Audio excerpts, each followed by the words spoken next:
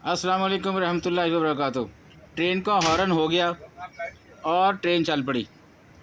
कल यानी 9 जून 2025 को मारगरा रेलवे स्टेशन इस्लामाबाद से लाहौर के लिए इस्लामाबाद एक्सप्रेस पर बैठने का इत्तफ़ाक हुआ।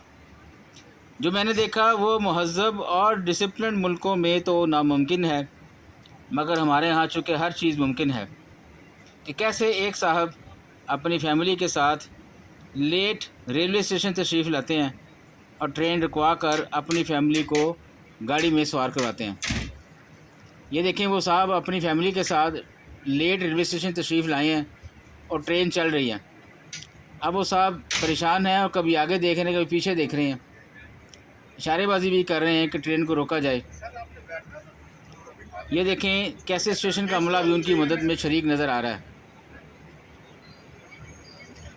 ये आपको बैक पे बिल्डिंग नज़र आ रही है मारगला रेलवे स्टेशन इस्लामाबाद की।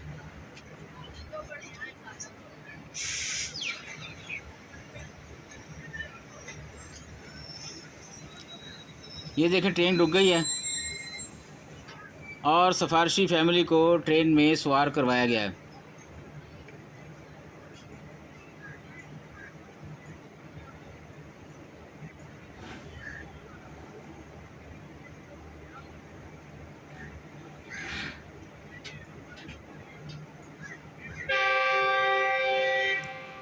दोबारा हॉर्न हुआ है जी और ट्रेन चल पड़ी है।